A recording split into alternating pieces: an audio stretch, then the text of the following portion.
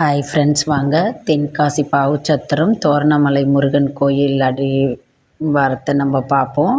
நாங்கள் ஃபஸ்ட்டு 10 ரூபா கொடுத்து ஸ்கூட்டியில் தான் வந்தோம். டிக்கெட் வாங்கிட்டோம். அதுக்கப்புறம் அப்படியே கொஞ்சம் கடைங்களை சுற்றி பார்த்துட்டுருக்கோம். இந்த மேலே கோயில் கட்டுறாங்க மலை மேலே, அதுக்கு வேலை நடந்துட்டுருக்கு மேலே. அதுக்கப்புறம் உள்ளே போய் சாமி கும்பிட்டுட்டோம். அது உள்ளே சாமி எடுக்கக்கூடாதுன்ட்டாங்க. அதனால் வெளியே இருந்து கூட்டம் கொஞ்சம் கம்மியாக தான் ஃப்ரெண்ட்ஸ் இருந்தது. இங்கே கேரளாவில் வந்து ஓணம் பார்த்திங்களா, அதனால் இன்றைக்கி எங்கள் ஊரில் லீவ் விட்டுட்டாங்க.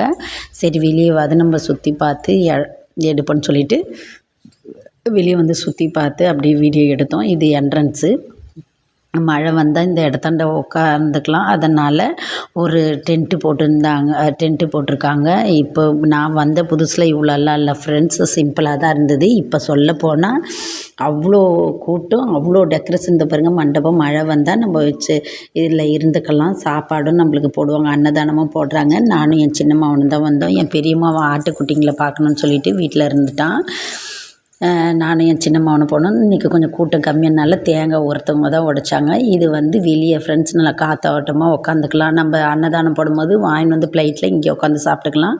கல்யாணம் ஆனாலும் இங்கே வந்து கல்யாணம் பண்ணுவாங்க.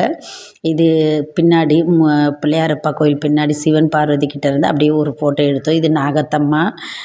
அங்கேயே நின்று அப்படியே ஒரு வீடியோவாக எடுத்துக்கிட்டே வந்தோம். இந்த ஆலமரம் நல்லா சூப்பராக இந்த இடத்துக்கே நிழல் கொடுக்குது ஃப்ரெண்ட்ஸ். ஒரு மரம் வளர்க்கணுன்னா எவ்வளோ கஷ்டம், எவ்வளோ அழகாக இருக்குது பாருங்கள்.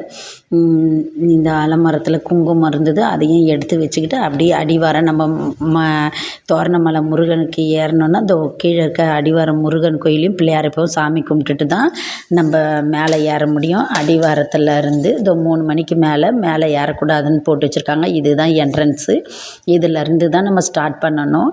இதுலேருந்து ஏறினோன்னா நம்ம ஏறிங்கன்னா, ஆனால் அங்கங்கே இது மாதிரி மண்டபம் போட்டிருக்காங்க. ஏன்னா மழை வந்ததுனாலும் நம்ம இந்த மண்டபத்தில் நின்று போய்க்கலாம். அதனால் நானும் என் அம்மாவனும் அப்படியே ஒரு ஃபோட்டோ எடுத்துக்கிட்டோம். அதுக்கப்புறம் நம்ம பிள்ளையார் கோயிலுக்கு பின்னாடி ஒரு ஸ்டெப்லேயும் ஒரு சாமி இருந்தது. நாங்கள் ஃபோட்டோ எடுத்துக்கணும். வெங்கடேஸ்வர் மலை ஐயப்பன் கோயிலுன்னு சொல்லிட்டு எடுத்துகிட்டு இந்த இடத்தாண்ட வந்து நம்ம ஒரு டீ காப்பி அங்கே கடைங்க இருக்குது பார்த்திங்களா, அதையும் நம்ம வாங்கி குடிச்சிக்கிட்டு உக்காந்துக்கலாம். இது வந்து கிரிவலம் போகிற வழின்னு என் பையன் சொன்னான். நான் ஒரு நாளும் போல் தான் அவங்க அப்பா கூட அவனும் அவங்க அண்ணன் இவங்கெல்லாம் போவாங்க. எவ்வளோ அழகாக இயற்கை சூழ்ந்தல இடத்த பாருங்கள் ஃப்ரெண்ட்ஸ். 10 ரூபா தான் டிக்கெட்டு. இதுக்கே ஒருத்தவங்க வந்து இது என்ன நீங்கள் பைக்குக்கு காசு கேட்குறீங்கன்னாங்க. கோயிலில் அன்னதானம் நடக்குது பார்த்திங்களா, நம்ம 10 ரூபா கொடுத்து வாங்குறதால தப்பு கிடையாது. நான் 10 ரூபா கொடுத்து வாங்கிட்டோம். எல்லாருமே வாங்கணும். ஏன்னா ஒரு அன்னதானம் நடக்கும்போது அது 10 ரூபா நம்மளுக்கு ஒரு காணிக்க மாதிரி தானே. இது வந்து பாட்டு கச்சேரி, இந்த பாட்டு கச்சேரிங்கெல்லாம் வைக்கிறதுனா இதில் தான் வைப்பாங்க முருகர் கோயிலுக்கு. இங்கே அது மண்டபம் இருக்குது பார்த்திங்களா, சூப்பராக இருந்தது ஃப்ரெண்ட்ஸ். இப்போ எவ்வளோ டெவலப் ஆகிடுச்சு. நான் வந்து 17-18 வருஷம் ஆச்சு. அதுக்கு முன்னெல்லாம் இப்படி இல்லை. இப்போ நல்லா சூப்பராக ஆகிடுச்சு. அதனால் நான் அப்படியே ஒரு வீடியோ எடுத்தேன். பிடிச்சிருந்தால் லைக் பண்ணுங்கள், ஷேர் பண்ணுங்கள், சப்போர்ட் பண்ணுங்கள். Okay bye. நெக்ஸ்ட் வீடியோவில் பார்ப்போம்.